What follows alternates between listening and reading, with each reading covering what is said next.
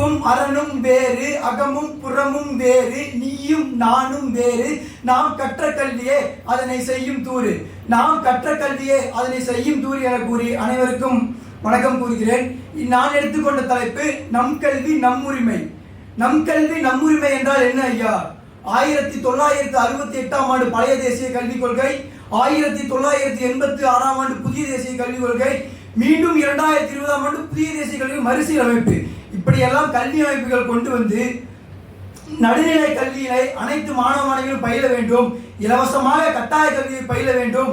அதற்கு மேலும் மேல்நிலை உயர்நிலை படிப்புகள், உயர்கட்ட கல்வியியல் கல்லூரிகள், அதனை மீண்டும் ஆய்வியல் பள்ளிகள் உட்பட மாணவ மாணவிகளே நல்ல முறையில் கல்வியினை கற்று, அதாவது என் கல்வி என் உரிமை என்றால் எனக்கானது, உன் கல்வி உன்னுரிமை என்றால் உனக்கானது, நம் கல்வி நன்முரிமை என்றாலே நாளைய சமுதாயத்திற்கானது என்று இந்த தலைப்பின் வழியும் நாம் உணர வேண்டும். ஒரு தன்னைத்தானே செதுக்கும் சிற்பியின் சிலை உருவம் வருகிறது என்றால் அதனுடைய கசடுகள் துகள்கள் என்னவாகும் தெரியுமா? துகள்களோ மலைகளாக, வியர்வைகளோ அருவிகளாக மாறிக்கொண்டு அதுவும் பிறருக்கு பயன்படும் வகையில் மாறுகிறது. இதுவல்லவா ஒளிச்சட்டம். ஒளிச்சட்டம் என்றால் என்ன ஐயா? இதோ கேளுங்கள். புதுமலர் மலர பழைமரம் மலர தாக்கம் என என்கன தமிழே, நீ பழமையை பற்று புது உயிர் பெற்று காவி கடல் என கண்டமிழ் கதையே, பற்றி கொண்ட என் பாரத தாயே மாற்றிக்கொண்டே என் நலன தீயே, நீ இராணிலமா காடாமலையா மணலென மண்ணில் நிற்புகள் பரவி காண வந்த எம்மை காத்து நிற்றது செம்மை புதிய உலகம் பொம்மை, அதை கற்று நீ பெற்று உன் ஆய நிலையை தவறு அதை சரிசெய்ய நீயும் உணரு.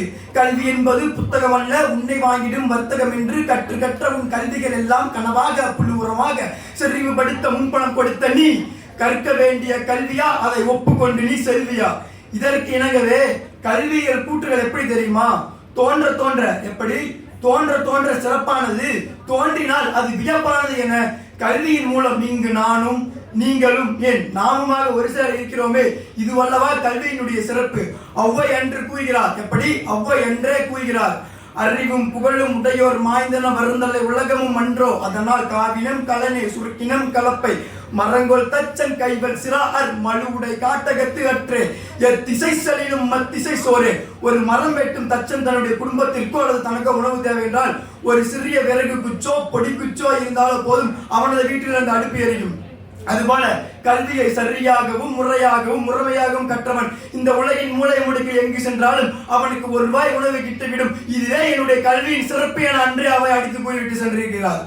கல்வியிலே நாம் ஒரு வினாவை கேட்கிறோம் என்றால் அதனை புரிதலுக்கு ஏற்படணும், கற்றலும் கற்பித்துடனும், ஏன் வாழ்விலே கூட இல்வாழ்க்கை, பரத்தையர் பிரிவு, ஓதர் பிரிவு, தூதிர் பிரிவு, காவல் பிரிவு, துணைவையர் பிரிவு, பொறுவையர் பிரிவு, இரட்டை கிளவி பிரிவு என பல பிரிவுகளை உள்ளடக்கியும் தான் பெற்ற கல்வியினுடைய சிறப்பு என்னை சார்ந்தது மட்டுமல்ல, என்னை சூழ்ந்து இருப்பவர்களையும் என்னை சாராமல் உலகெங்கும் பயின்று கொண்டுள்ளார்களே அனைத்து மாணவ மாணவிகளும் அனைத்து சமுதாயத்தினரும், ஏன் எல்லா மக்களுமே நலம் பெற வேண்டும், என்னுடைய நாளைய குமுகம் பயிற்றுவிக்கும் சிறப்புடனே பணியாற்ற வேண்டும் என ஒரு கருத்தியல் தொலைநோக்கு பார்வையை கொண்டுள்ளதே நம் கல்வி நம் உரிமை.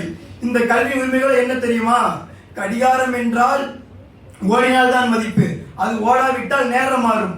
மனிதன் என்றால் உழைத்தால் தான் மதிப்பு, அவன் ஓடாவிட்டால் அவனுடைய வாழ்க்கையே மாறிவிடும். இந்த நிலை மாறுவதற்கும் மாற்றத்தை கொண்டுவதற்கும் ஏற்புடையதே நம்முடைய கல்வி. கல்வியினை நாம் முறைமையாக என்று பயின்று கொண்டு கற்றுக்கொள்கிறோமோ அந்த நிலையில் நம்முடைய வினாக்கள் எழும்பும். அந்த வினாக்கள் நாளை குமுகத்திற்கு பதிலாக மாறும். இந்த பதிலோ கொண்டு மீண்டும் மீண்டும் செல்கிறது. எப்படி தெரியுமா? காலமேகப்புல ஒரு ஆசிகவி கூறியது போல், தத்தி தாதூதி தாதூதி தத்துதி துத்தி துதவி துதையத்த தாதூதி தித்தித்த தித்தித்த தாது தித்தித்த தத்தாதோ தித்தித்த தாது. ஒரு வண்டு தேனியில பூக்களை எழுத முகரும் பொழுது எந்த பூவினுடைய தேன் சுவையானது என கேட்டால் அதனால் சொல்ல தெரியாது, ஏனென்றால் அது தேன்.